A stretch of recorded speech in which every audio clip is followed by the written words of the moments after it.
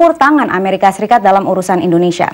Salah satu lembaga yang memberi masukan kepada Kongres dan pemerintah Amerika mengenai masalah Papua adalah The Council on Foreign Relations. Think tank bermarkas di New York ini mengkaji pilihan-pilihan kebijakan politik luar negeri Amerika. Saya ajak Anda berbincang dengan Brigham Montrose Golden, anggota Komisi Indonesia dalam The Council on Foreign Relations. Ia bergabung dari studio VOA di New York, dan Anda di Indonesia silakan bergabung lewat 021 58 3022. Brigham, terima kasih banyak Anda sudah bergabung dengan Jurnal VOA hari ini. Terima kasih, selamat sore Pak. Ya, banyak yang menilai di Indonesia ini adalah bukti campur tangan Amerika Serikat, baik dari Kongres maupun pemerintah, maupun mungkin organisasi seperti organisasi Anda. Bisa Anda jelaskan sebetulnya posisi Anda dan organisasi Anda dalam isu ini apa? Betul. Menurut saya ini tidak boleh. Kalau bilang ini campur tangan, itu salah satu pikiran. Pasti ada orang Amerika yang memperhatikan sama Indonesia, sama beberapa daerah di Indonesia. Ada orang sayang dengan Bali, ada orang sayang dengan Jawa. Kalau saya tinggal lama di Jakarta, tapi juga ada sayang dengan Papua. Jadi saya merasa mau bantu Indonesia dalam masalah Papua, dan ada beberapa orang yang di Amerika yang merasa begitu. Sama saja dengan orang Indonesia ada dengan memperhatikan dengan Anda bantu dari Papua. Spesifiknya isu apa? Betul. Kalau kami di Council on Foreign Relations, kami fokus kepada beberapa isu.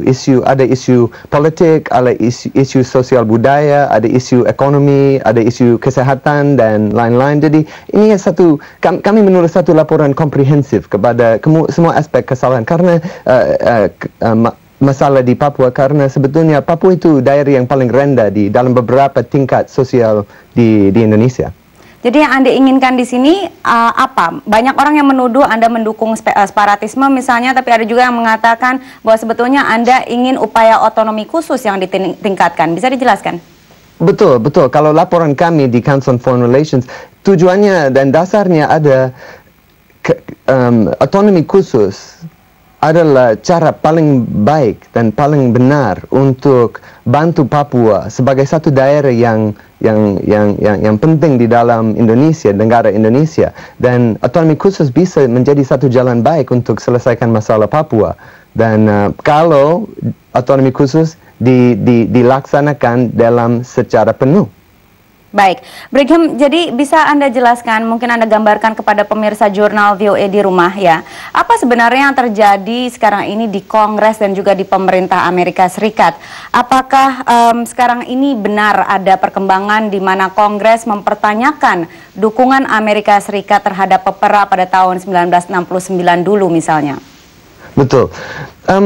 Kalau Kongres, ada banyak anggota di Kongres. Sama saja dengan Indonesia, banyak anggota DPR. Jadi opininya banyak sekali. Anggota yang dukung keputusan yang kemarin itu sedikit. Itu memang satu tujuan yang politik.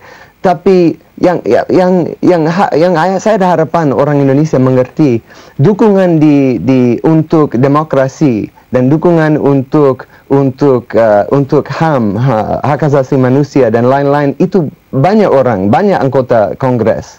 Jadi masalahnya kalau sedikit orang angkat masalah Papua hanya sebagai masalah politik, itu nanti dilihat sebagai campur tangan Amerika di dalam negara Indonesia. Walaupun yang benar adalah banyak anggota Kongres mau bantu Indonesia dan daerah semua Indonesia, terutama Papua, dalam isu HAM dan isu demokratisasi. Brigham, saya potong sebentar, kita akan pergi ke penelpon pertama. Silakan, langsung, saya kurang mendengar nama Anda dan dari mana?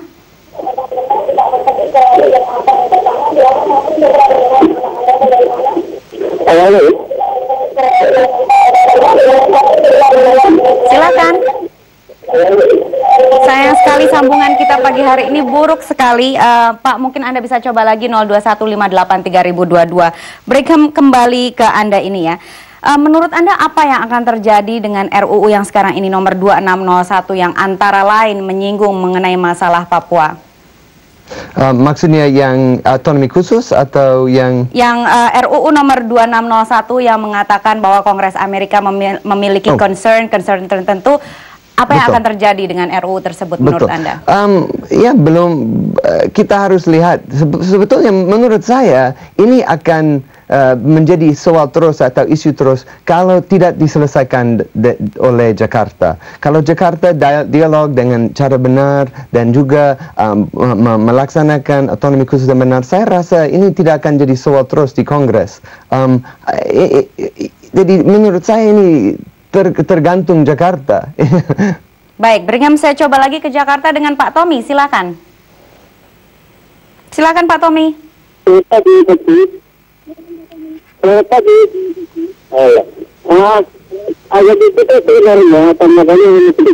Pak Tommy, saya mohon maaf, saya tahu ini isu yang sangat menggemaskan bagi Anda dan pemirsa-pemirsa yang lain, tapi sayang sekali sambungan antara Metro TV dengan Washington DC kali ini buruk, jadi kami tidak dapat menampung pertanyaan-pertanyaan pemirsa Brigham, tapi kita lanjutkan saja.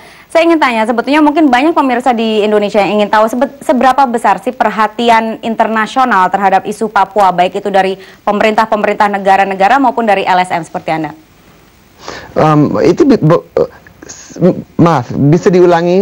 Seberapa besar perhatian internasional terhadap Papua?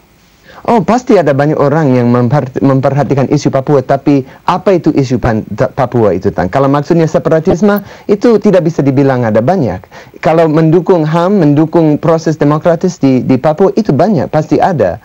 Dan menurut saya, ini pasti akan jadi soal terus. Kalau Indonesia, kalau Jakarta, kalau pemerintah pusat betul-betul cari satu jalan keluar dengan Papua, maksudnya satu cara untuk membangun masyarakat mereka, penduduk mereka di Papua, dan juga dialog dengan pemimpin-pemimpin Papua yang mau cari hak, yang mau rasa ditindas. Kalau itu bisa diselesaikan, pasti gerakan di luar negeri hanya akan lihat ini sebagai satu hal yang baik. Baik, terima kasih banyak Brigham atas informasi Anda. Dan pemirsa, itulah Brigham Montrose Golden dan analisanya mengenai polemik di Papua. Tetaplah bersama Jurnal VOA, kita nantikan pendapat